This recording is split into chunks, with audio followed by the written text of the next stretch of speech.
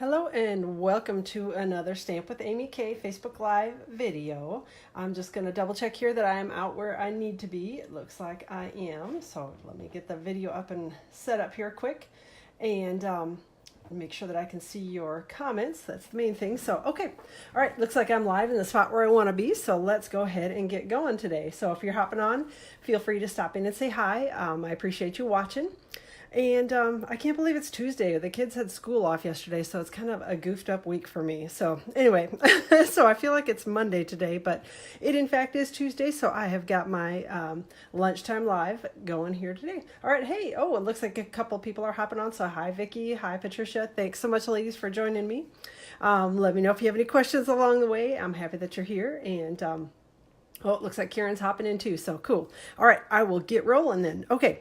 So today I'm going to show you how I made this little card. It's pretty simple, but you know, most of mine are. The main thing that I wanted you to know about is the little trick that I use with these DisINKtive stamps and getting them, how I get good images with them, because I know some people struggle with them depending on their ink pad and that sort of thing. So I agree, Karen, this is a fantastic new set. I love it too. So hopefully everybody loves it as much as I do. And the bonus with this set is it's the Painted Seasons. I guess I should start with that. The Painted Seasons stamp set.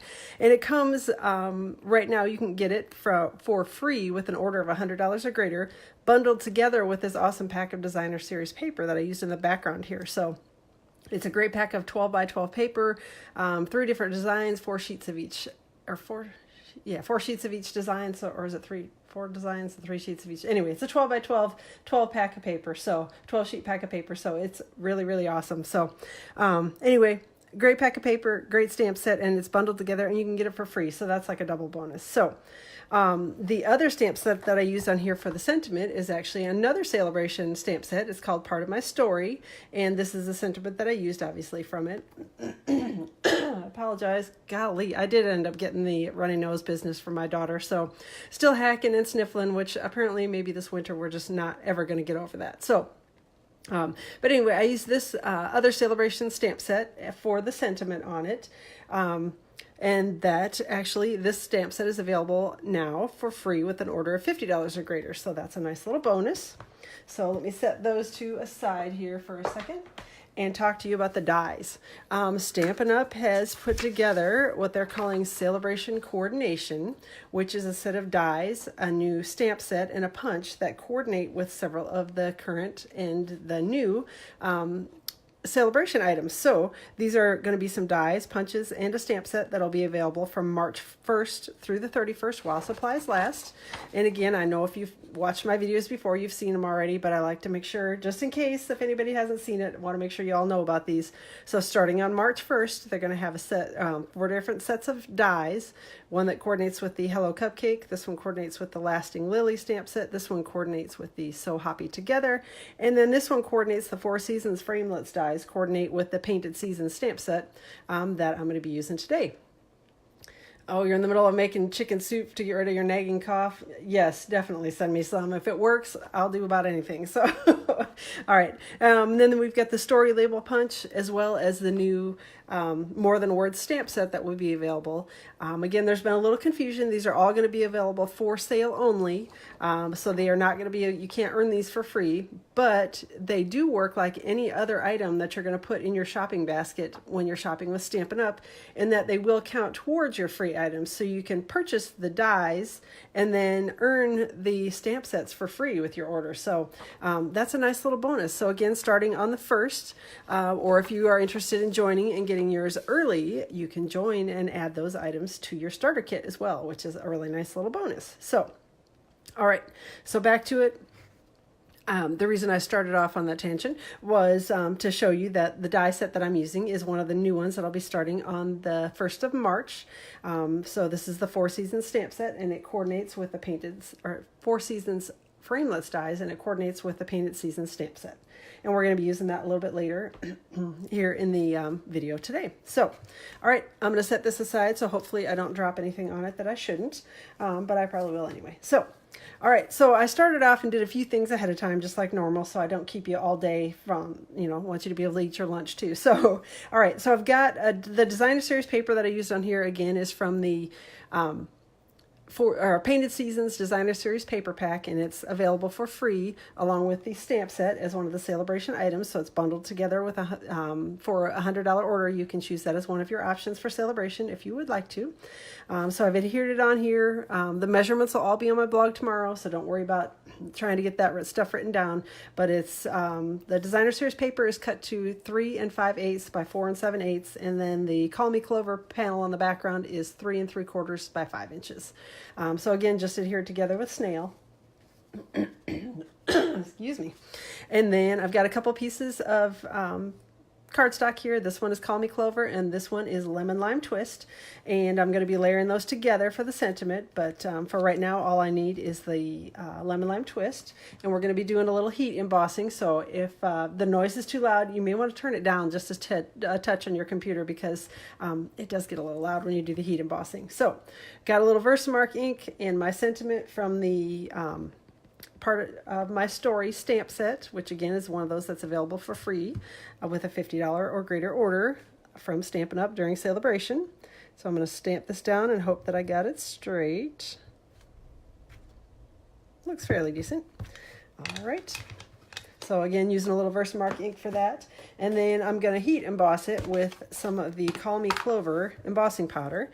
And this is an item that is available. It's actually in a pack of embossing powders from the 2018 to 2020 in color embossing powders. So that is where I got this from. So it looks like we got a little spot there on the end that doesn't want to take the powder. Okay, so I think we're good there. I'm going to set this aside and close it up because I actually dumped an entire container of embossing powder all over my desk one day. Makes a wee little bit of a mess. So yes, and Lemon Lime Twist is definitely Julie's favorite color. So all right.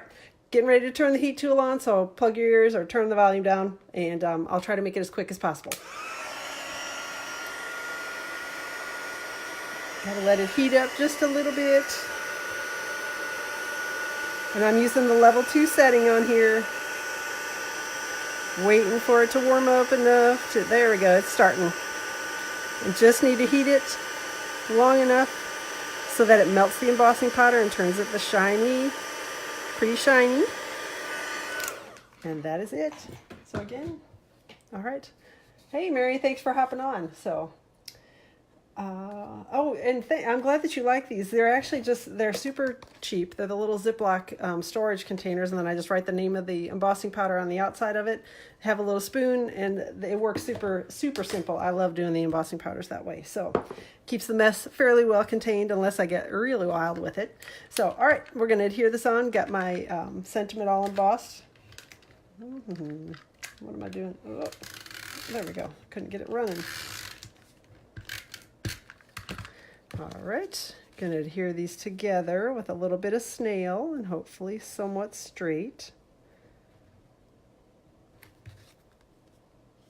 All right, and then we're going to stick it on the card front right over the top of the Designer Series paper, kind of down here towards the bottom. And again, hopefully getting it fairly straight, and hopefully I'm on screen. All right, I think I am. Okay. The next thing that I did was actually stamped a couple of the flower images. And again, I went ahead and did most of these ahead of time just because I didn't want you to have to sit and watch me do this over and over again and then cut everything out. So the little trick that I use with these DisINKtive stamps, if you have trouble with them, which I often do, have trouble with them not wanting to stamp very well, they get kind of blobby. It's like they've got too much ink on them, and then it comes out in kind of a big glob rather than a nice, pretty, real DisINKtive image.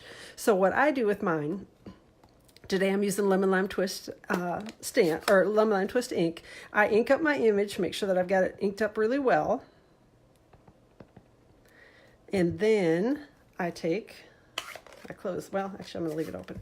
Then I take a sponge dauber, and I actually label mine with the label machine, so apparently I'm a little obsessive. Add just a little touch of ink, not a whole pile, so you don't want it to be like loaded, piled full of ink, just a little touch, and then just take it and go over the top of the entire image and tap that sponge dauber over it. What that does is it evens out the ink coverage and takes away any of the excess ink that's filled in the spaces that you don't want filled in. So Hopefully that makes sense, but if you've used these stamps before, you know that sometimes they can get a little over inked, and then you end up with a big kind of blob, which is not real pretty.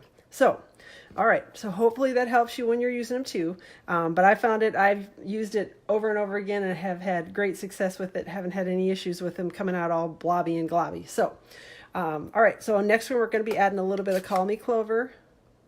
And I'm just going to go around the very edge and kind of at an angle. I don't want to go straight down over the top because it's going to put more ink on than I want. And I just sort of want the edge of these to be a little bit of a different shade so that it shows up a little bit better. So, all right. Oh, just ordered some of them. Okay, good. Well, hopefully you like them as well as I do. They work great. So, all right. So, I'm going to do a quick breathe on this. Just make sure it's good and inky since it's been sitting for a minute. And then stamp it down. And it comes out. So hopefully you can see that on there okay. But like I said, I've had really good success with that using the sponge dauber. And I know it's frustrating when you can't get it to work. And I did ruin a lot of cardstock early on trying to get the images to ink the right way. And the trick with the sponge dauber has worked fantastically for me. So hopefully it will for you too. All right, pulling out the Big Shot, and I know the Big Shot pretty much takes up the whole screen, so you get to see the back of my hand and a little bit of the Big Shot while I'm trying to get this image cut out. So, of course, we kind of have to twirl it around and make sure that we're putting the die in the right place. Hopefully I don't have to twirl it too many times. There we go. Looks like I've got it set up here. Oh, yep, you definitely need to try it, Karen, because it works fantastically, and I've had really good success with it, not causing any of the big globby issues, and I'm not ruining piles of cardstock like I was originally, because, some of my ink pads are more inky, some are less inky. The less inky ones, it's not a problem on, but those that are a little bit more well inked, it is a problem, and you end up with a big glob, and nobody wants that. So, all right. So we've got our flowers all done, and again, I used the same technique on the little stem images or leaf images or whatever you want to call those. So I did use the same technique on those, just used Call Me Clover ink and did a little bit of sponge daubering with it, and it worked perfectly. So the next thing that I did when I was assembling my card is got out some glue dots and adhered on. Oh, got a loose one here. So adhered a couple of loops of linen thread, and they were kind of loose loops. And I probably got a little carried away with the amount of linen thread that I used here, but I sort of wanted a little bit extra to play with, because when I did it the first time on my card, I actually used too little and then ended up having to add another loop, sort of separately. So anyway, but yeah, just kind of loosely put it on here. I'm going to trim off the excess here, get rid of that. And then just spread them out a little bit, and then kind of adhered the flowers over and through them, I guess. All right, so the first flower I put on, I actually used glue dots. Oh, you haven't had any issues with the globby dots? Then you must be using ink pads that have like the perfect amount of ink. But I'm telling you, if you get a brand new ink pad out, you're going to have the frustration, and then you're just going to be, wanting to tear your hair out because you can't get it to stamp the way that you want it to. So, all right. So I adhered the first one on with a couple of glue dots and sort of put it in between the linen thread. And then, grabbed some Stampin' Dimensionals and adhered on the other two flowers. When I put the dimensionals on here, hopefully you can see it, I'm sort of sliding them a little bit closer to the center. And again, I cut my dimensionals in half, so it gives me a little more room and a little bit of space between them, that kind of thing, that I can add extra things in. But put them a little bit towards the center so that I could tuck the leaves in around it as I was assembling. So the next one went about there. And then my final one, I'm going to stick on up a little bit higher. So, oh, you feel better? You're not the only one who gets the globbies. You definitely are not. I'm telling you, it's, and globby is probably not like the, I don't know what the official term is, but globby works for me because that's sort of what it looks like. And I look at it and I'm like, oh, it's just a globby mess. And I'm always unhappy with it and whatever. So anyway, but yeah, try the sponge dauber. It's totally changed it and they work fantastically for me. So, all right, definitely give it a try, Jackie. I think hopefully you'll be really happy with it. Like I said, I'm not having the problems with it that I originally was. So just using a couple of glue dots and adhering in the little leaves that I had cut earlier, stems and leaves. So again, don't forget, if you're interested in joining, we'd love to have you join our team. You can order the die sets ahead of time, which is a nice little bonus, and you make sure you get them because the die sets are only available while supplies last. So as you know, while supplies last, sometimes can last a while and sometimes not quite as long. So if you are interested in joining and have questions, give me a call. Or drop me an email. I'd be happy to chat with you more about it. But yeah, we'd love to have you join the team. So let me know if you have questions. We're always happy to have you join with us. So, okay. Last thing that I did was added a couple of the, well, they're the clear, but this is the frosted and clear epoxy droplets pack, but I used the clear ones instead of the frosted today. So just added a couple of those, sort of stuck them here. Whoop, not to my fingernail, stuck them to the card front. There we go.